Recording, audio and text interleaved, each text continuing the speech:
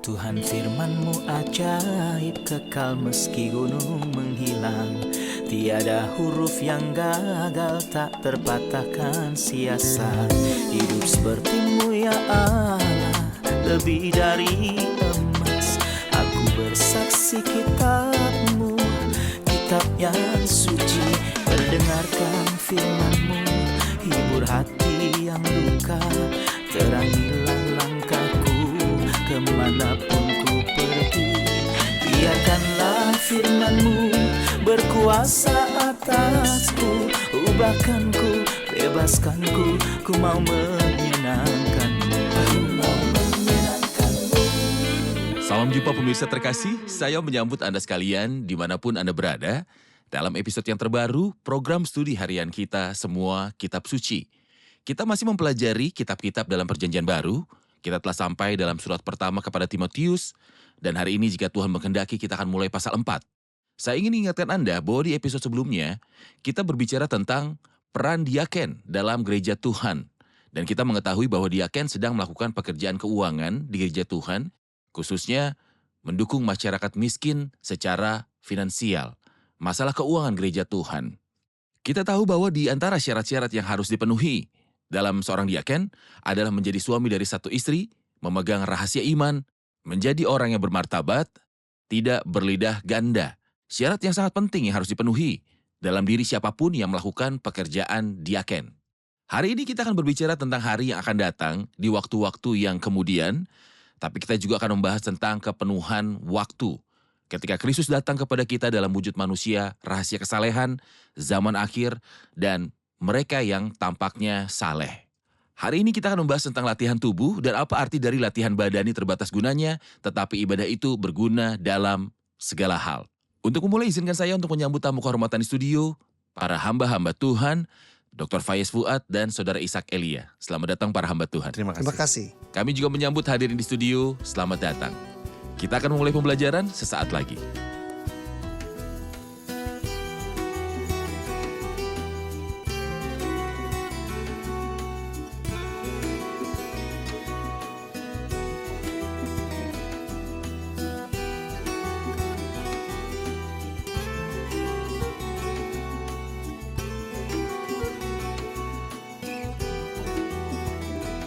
Selamat datang para hamba Tuhan.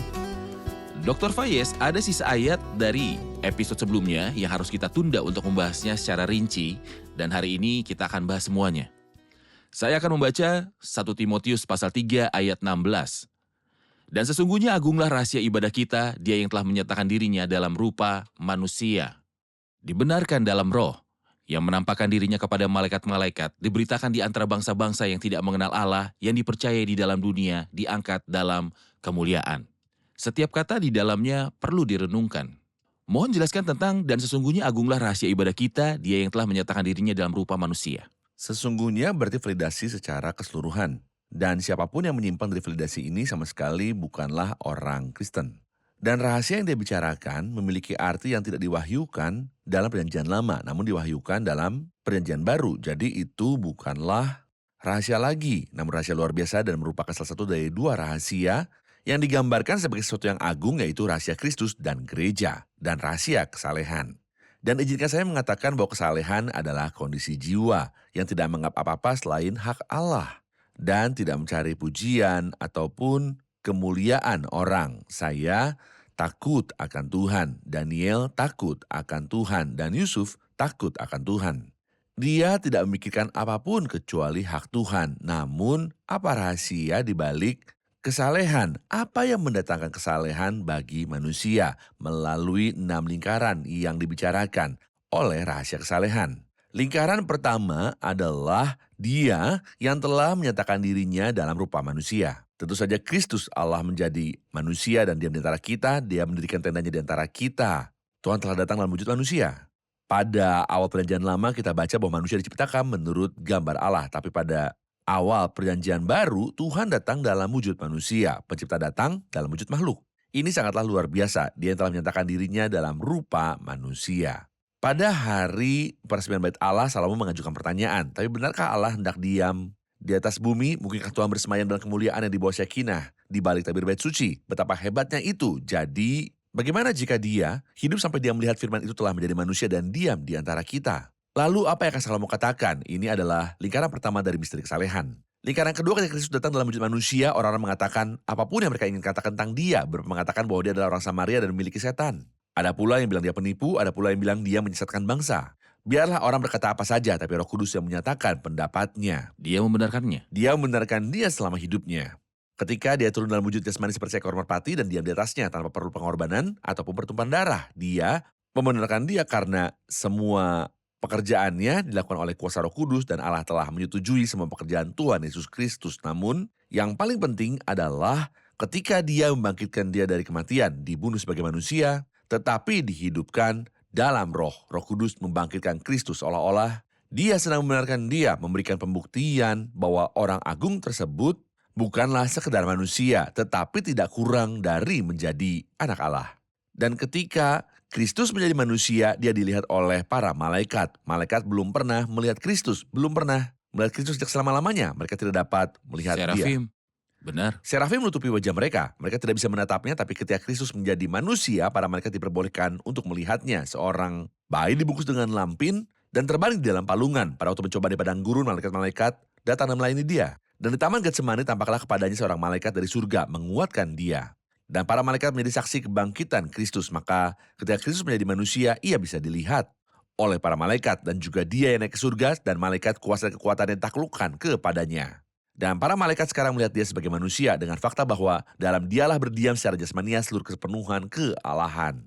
Dan ketika dia dilihat oleh para malaikat, dia diberitakan di antara bangsa-bangsa bukan Yahudi. Selama hidup Kristus dalam bumi, ia berkata kepada mereka, janganlah kamu menyimpang ke jalan bangsa lain. Setelah kebangkitan Kristus, ia berkata kepada para murid, pergilah ke seluruh dunia, beritakan Injil kepada segala makhluk. Maka ia diberitakan di antara bangsa-bangsa bukan Yahudi. Dan dering kelima dipercaya di dunia. Bukan dunia beriman kepadanya, tapi dipercaya di dunia. Karena bertang firman di dunia ini yang berubah dari buruk menjadi lebih buruk. Adalah bahwa rahmat Tuhan menarik beberapa orang. Sehingga mereka percaya kepada Kristus di dunia. Lingkaran keenam dan ternyata urutannya bukan berdasarkan sejarah. Namun Roh Kudus tetap diterima dalam kemuliaan sampai akhir. Kristus sekarang dalam kemuliaan. Agar mata tertuju pada Kristus dalam kemuliaan karena inilah penawar segala hayalan yang akan dibicarakannya mulai pasal 4. Setelah dia menjelma menjadi manusia, dia diterima dalam kemuliaan. Diterima dalam kemuliaan. Oke, tapi untuk menjawab pemirsa, karena mungkin ada yang bertanya, apakah topik perwujudan Tuhan dalam wujud manusia dibangun hanya berdasarkan 1 Timotius 3 ayat 16? Apalagi beberapa bacaan mengatakan dia yang menjelma dalam wujud manusia. Tapi apakah kita punya ayat lain dalam Alkitab yang mengatakan bahwa yang menjelma menjadi manusia adalah Tuhan? Mohon jelaskan kami dengan beberapa ayat-ayat ini. Dalam Yohanes 1 Silakan. ayat yang ke-14, ada kata-kata yang pasti. Injil Yohanes yang berbicara tentang keilahian anak, keilahian Kristus. Berbicara dengan jelas di pasal pertama tentang inkarnasinya. Yohanes 1 ayat 1 berkata, pada mulanya adalah firman. Firman itu bersama-sama dengan Allah, dan firman itu adalah Allah. Firman itu adalah Allah, dan ayat 14 berkata, firman itu telah menjadi manusia, dan diam di antara kita, dan kita telah melihat kemuliaannya. Jadi jelas bahwa kita tidak bersandar pada satu ayat saja. Contohnya adalah Filipi 2, yang walaupun dalam rupa Allah, tidak menganggap kesetaraan dengan Allah itu sebagai milik yang harus dipertahankan, melainkan telah mengosokkan dirinya sendiri dan mengambil rupa seorang hamba dan menjadi sama dengan manusia. Dan dalam keadaan sebagai manusia, ia telah merendahkan dirinya dan taat sampai mati, bahkan sampai mati di kayu salib. Oke, Ia memulai dengan Allah dan menyelesaikan dalam Kristus dan kayu Oke. salib. firman itu telah menjadi manusia dan diam di antara Di kita. antara kita. Maka yang menjelma menjadi manusia adalah Allah. Sekali lagi untuk menjawab pemirsa, mengapa ia menjelma menjadi manusia? Mengapa ini penting? Mengapa ia menjadi daging? Jika Tuhan ingin mengampuni dosa seseorang, dia bisa melakukannya selama di surga. Karena dia maha pengampun, lagi maha penyayang. Kenapa harus turun ke bumi? Dan mengambil rupa manusia seperti yang dikatakan Alkitab. Mengapa dia harus jadi manusia? Silakan. Faktanya ada teks yang sangat penting dalam Ibrani pasal 2 adalah anak-anak dari darah dan daging. Maka ia juga menjadi sama dengan mereka dan mendapat bagian dalam keadaan mereka. Mengapa? Sehingga dia memperoleh kemampuan untuk mati dalam tubuh yang dipersiapkan untuknya. Mengapa ia mati? Supaya oleh kematiannya ia musnahkan dia, yaitu iblis yang berkuasa atas maut. Tidaklah ada manfaatnya jika seorang mati untuk menebus orang lain, karena masing-masing dari mereka membutuhkan seorang penebus. Oke, Kita memerlukan darah yang mahal, seperti darah anak domba yang tidak bernoda dan tak bercacat. Dan hal ini tidak tersedia kecuali dalam pribadi Tuhan Yesus Kristus ketika ia datang dalam wujud manusia, mengambil bagian bersama kita dalam darah dan daging, dan sebagai manusia dia bisa memperoleh kemampuan kematian. Karena jika dia tetap Tuhan, dia tidak akan mati. Tuhan tidak mati. Tapi manusia bisa mati, dan manusia ini tidak lain adalah Tuhan diwujudkan dalam daging, sehingga karya penebusan yang telah dia lakukan di kayu salib jadilah bernilai yang mencakup seluruh dunia dan cukup bagi semua orang yang beriman kepadanya pada semua dispensasi sepanjang sejarah. Oke, jadi mari kita ajukan pertanyaan hipotesis dan berkata jika Tuhan ingin menjelma menjadi manusia, adakah yang bisa menghalanginya? Tuhan itu maha kuasa. Dia bisa melakukan apapun yang dia kendaki, kapanpun dan bagaimanapun. Jika dia datang dan memasuki dunia dengan cara tertentu, adakah cara lain yang lebih cocok selain dia mengambil wujud manusia? Semua orang percaya bahwa Tuhan berbicara kepada Musa di semak-semak. Dan semua orang percaya bahwa Tuhan berbicara kepada Musa di gunung yang terbakar. Mana yang lebih tepat? Dia berbicara di semak-semak, atau di gunung, atau dia muncul dalam wujud manusia? Dan mengapa dia muncul menjadi wujud manusia dalam kemanusiaan? Agar dia merasakan kematian. Ketuhanan tidak mati, namun yang mati di kayu salib adalah manusia dari Yesus Kristus. Maka agunglah rahasia ibadah kita, Dia yang telah menyatakan diri dalam rupa manusia. Kita rehat sejenak dan kembali untuk melanjutkan studi. Pemirsa terkasih, kami akan segera kembali setelah rehat. Ketika Rasul Paulus menulis surat ini, Roh Kudus masih memberikan surat-surat inspirasi kepada para nabi. Seperti yang kita lihat dalam Kisah Para Rasul pasal 13. Para rasul dan para nabi yang dijadikan wahana penyampai ilham adalah mereka yang meletakkan dasar gereja seperti yang disabdakan Rasul, yang dibangun di atas dasar para rasul dan para nabi dengan Kristus Yesus sebagai batu penjuru.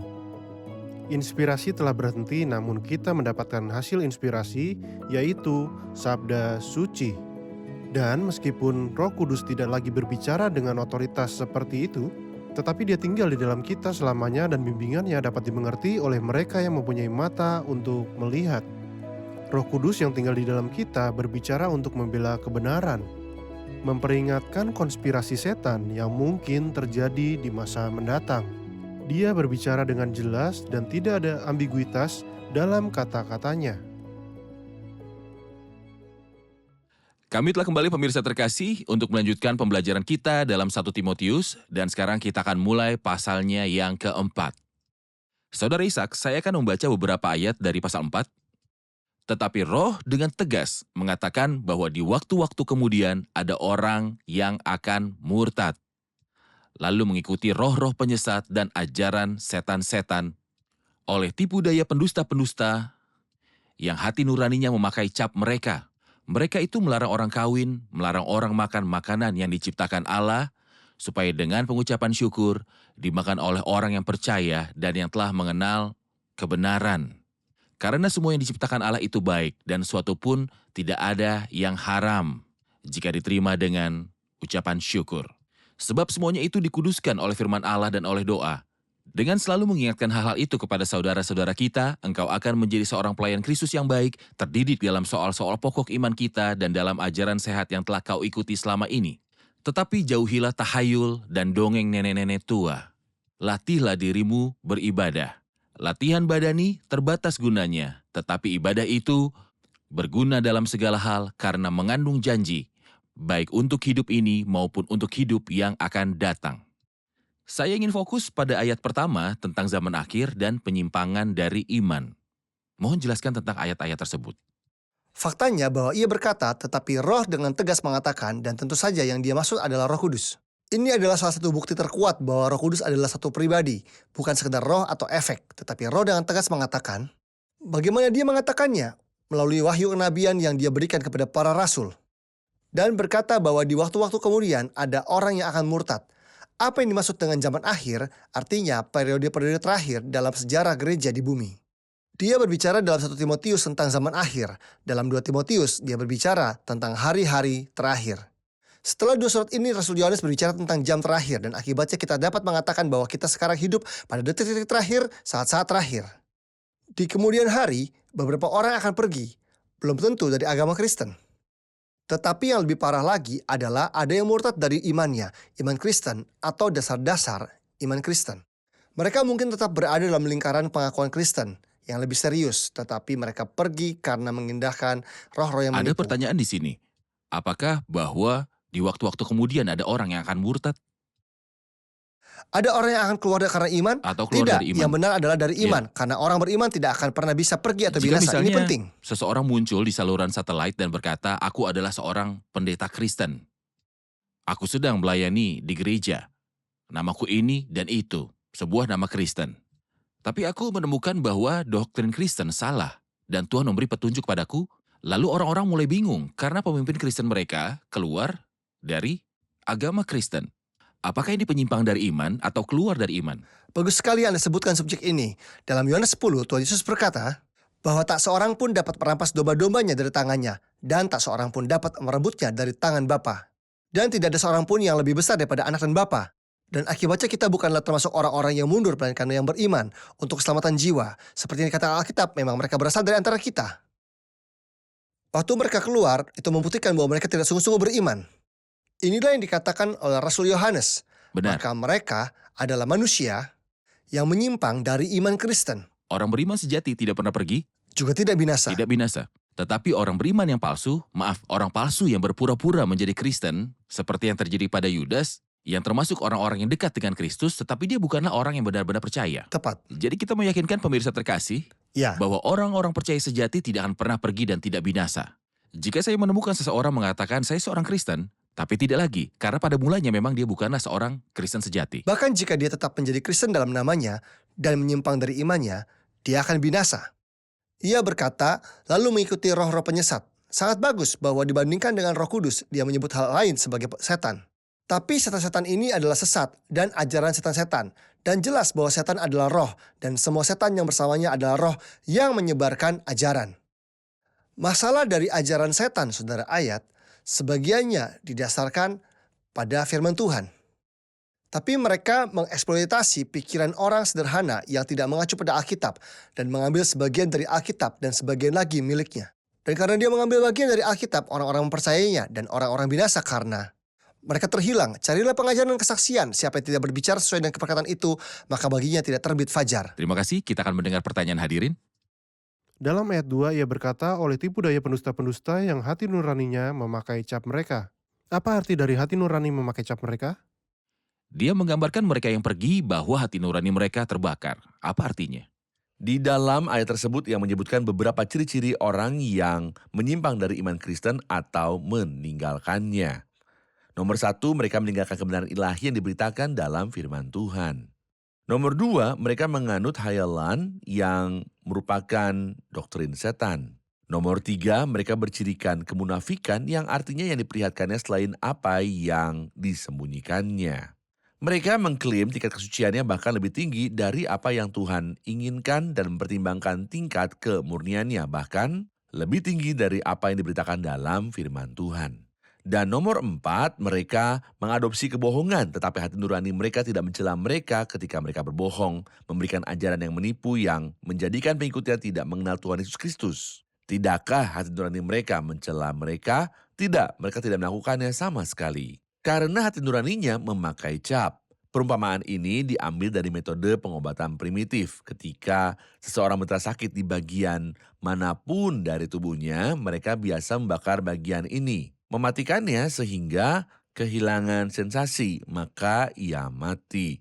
Jadi ungkapan hati nuraninya memakai cap mereka berarti bahwa hati nurani mereka sudah mati dan akibatnya tidak mencela mereka sama sekali, mereka kehilangan sensasi.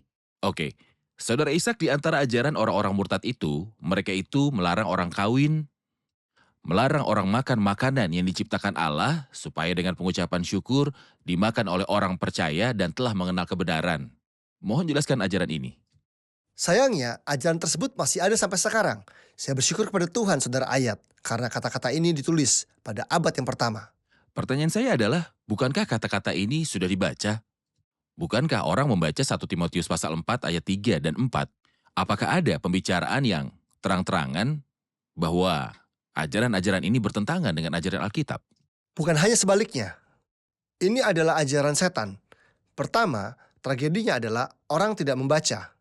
Dan bahkan ketika mereka membacanya, mereka tidak membaca dengan pengertian. Dan jika mereka membaca, mereka bergantung pada orang lain untuk menjelaskan kepada mereka, padahal firman Allah itu jelas. Kita tidak menyangkal peran guru, namun saya bertanggung jawab atas pemahaman saya terhadap Alkitab yang dia berikan kepada saya. Ketika saya berdiri di hadapannya, saya tidak dapat mengaitkan pemahaman saya yang salah terhadap seseorang atau gereja manapun. Saya harus memeriksa apa yang dikatakan Alkitab. Hal pertama, melarang orang kawin. Jelas bahwa situasi ini sangat berbeda dengan seseorang yang tidak bisa menikah.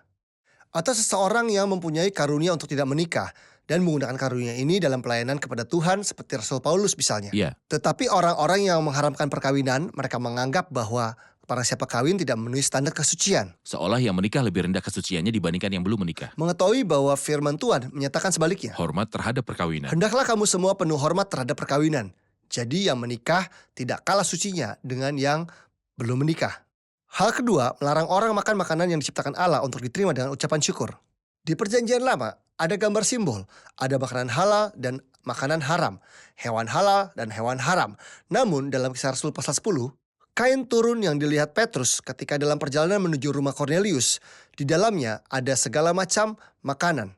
Maka Petrus berkata, "Tidak Tuhan, tidak, sebab aku belum pernah makan sesuatu yang haram dan yang tidak tahir." Ia menjawabnya, "Apa yang dinyatakan halal oleh Allah, tidak boleh kau nyatakan haram.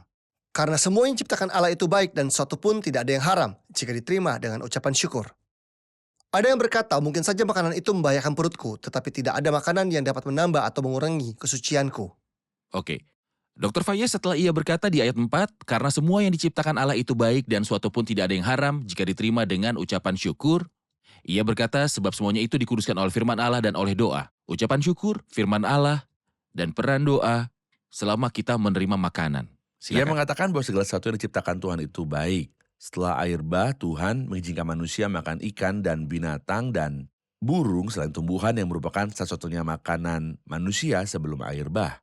Jadi ketika saya menahan diri untuk tidak makan makanan tertentu, seolah-olah saya berkata kepada Tuhan, aku tidak membutuhkan apa yang kau berikan kepadaku. Saya memiliki penyangkalan diri dan tingkat spiritual saya lebih tinggi dari yang kau izinkan untuk manusia. Karena semua diciptakan Allah itu baik, saya menerima semua pemeliharaan Tuhan yang diberikan kepada saya dari tangan Allah dengan ucapan syukur. Dan itu sangat bagus. Bahwa setiap kali kita mendekati meja untuk makan, kita berterima kasih kepada Tuhan atas semua pemeliharaannya yang diberikan kepada kita. Dia selalu menepati janjinya kepada kita dan orang benar tidak terlihat ditinggalkan. Singa-singa muda beranak kelaparan, tapi orang-orang yang mencari Tuhan tidak kekurangan satupun yang baik. Dan Tuhan adalah gembalaku, takkan kekurangan aku. Jadi sangat bagus jika kita menunjukkan rasa terima kasih kita kepada Tuhan setiap kali Dia memenuhi kebutuhan kita. Dan bahwa kita menyatakan bahwa kita bersyukur kepadanya dan tidak menolak apapun yang Dia berikan kepada kita. Jadi dikuduskan dengan doa berarti mengalokasikan pemberian Tuhan bagi kita dan menunjukkan rasa syukur kita kepada Tuhan. Dan ini adalah kebiasaan yang baik yang kita tunjukkan kepada anak-anak kita agar mereka terbiasa sejak dini. Dan inilah yang membedakan rumah tangga umat Kristen di rumah orang beriman dimanapun penting untuk melakukan itu sebelum mereka makan. Mereka bersyukur kepada Tuhan atas kebaikan yang diberikan, sebuah kebiasaan yang baik untuk diajarkan kepada anak-anak. Sekarang kita akan menerima pertanyaan dari hadirin. Silakan. Ayat 7, tetapi jauhilah tahayul dan dongeng nenek-nenek tua, latihlah dirimu beribadah. Apa arti dari tahayul dan dongeng nenek-nenek tua? Dr. Seham bertanya, apa arti dari tahayul dan dongeng nenek-nenek tua? Biarkan saya mengatakan bahwa ini berbeda dengan ayat sebelumnya, di mana ayat sebelumnya mengatakan bahwa orang percaya taat beribadah kepada Tuhan haruslah terdidik dalam soal-soal pokok iman. Artinya dia mendapatkan gizi sempurna dengan makanan yang tepat, terdidik dalam soal-soal pokok iman kita dalam ajaran sehat yang telah kau ikuti selama ini. Tapi cerita yang disampaikan seperti wanita lanjut usia bahwa seorang nenek menyuruh cucunya tidur, mengarang cerita yang tidak memiliki dasar, hal-hal peri yang tidak sesuai dengan pikiran. Dia menyebutnya di sini Itu adalah dongeng. mitos yang berkaitan dengan iman Kristen atau dicampur dengan iman Kristen. Ya. Oke. Sangat positif teruslah memberikan doktrin yang baik, namun untuk makanan lain yang terkontaminasi asal-usulnya tidak diketahui, menjauhlah dari hal itu. Positifnya, pedulilah terhadap doktrin yang baik, dan negatifnya jangan memperhatikan hal lain yang tidak bergantung kepada teks dari firman Tuhan. Jadi siapapun yang mendekati Alkitab, jangan mendekati yang lain. Entah ucapan orang, ataupun ajaran mereka. Saudara Ishak setelah ia berkata kepadanya, latihlah dirimu beribadah, ia berkata di ayat 8, latihan badani terbatas gunanya, tetapi ibadah itu berguna dalam segala hal karena mengandung janji baik untuk hidup ini maupun untuk hidup yang akan datang. Latihan badani, latihan tubuh versus kesalehan. Mohon jelaskan. Maksud dia adalah bahwa ada persamaan dan perbedaan antara olah tubuh dan kesalehan. Mari kita ingat dulu latar belakang budayanya pada masa itu, di mana Roma sangat terkenal dengan stadion olahraganya. Dan semua orang tertarik dengan olahraga, sama seperti mereka tertarik dengan sepak bola hari-hari ini. Maka apa yang ia katakan? Ia berkata, latihan badani terbatas gunanya.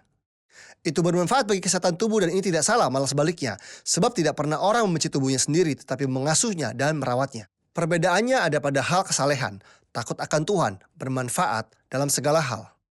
Dan saya menantang pikiran pemirsa, saudara ayat, untuk menemukan apapun di dunia yang dikatakan menguntungkan untuk segala hal. Uang tidak menguntungkan segala sesuatu, ketenaran tidak menguntungkan segala sesuatu, tidak ada sesuatu pun yang ada yang bermanfaat bagi segala sesuatu kecuali kesalehan. Kesalehan adalah takut akan Tuhan, dan takut akan Tuhan sangat penting dalam hal spiritual. Hal ini tercermin pada hal duniawi, dan bahkan pada kesehatan tubuh kadang-kadang. Benar.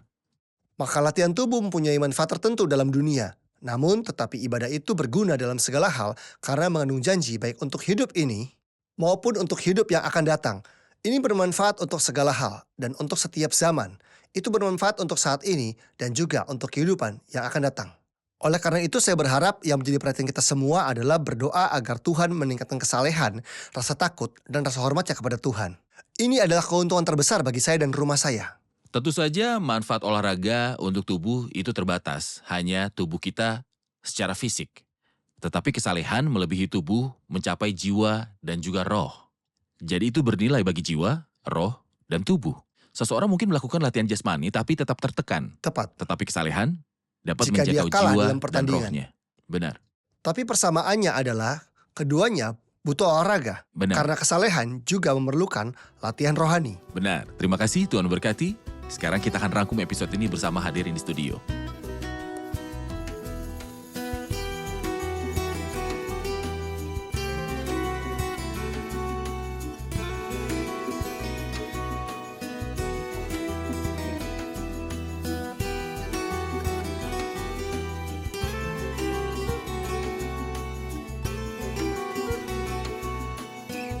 Halo semuanya. Apa manfaat yang Anda peroleh dari episode hari ini? Apa yang hebat bagi saya adalah bahwa orang beriman sejati tidak akan pernah bisa pergi dan jaminannya bukan pada dia, melainkan pada Tuhan Yesus yang berfirman. Oke, Tingkat kesucian tidak terkait dengan kondisi seperti melarang pernikahan dan berpantang makanan. Tetapi kekudusan adalah takut akan Tuhan dan hubungan yang benar dengannya. baik. Terima kasih, Tuhan berkati. Terima kasih para hamba Tuhan, kita lanjutkan diskusi di episode selanjutnya. Pemirsa terkasih, Paulus memerintahkan putranya Timotius untuk menolak ajaran-ajaran tahayul dan dongeng nenek-nenek tua. Mohon tolak semua perkataan yang tidak sesuai dengan firman Tuhan dan bertahanlah dengan apa yang Alkitab katakan. Sampai jumpa di episode yang selanjutnya, kiranya Tuhan besertamu.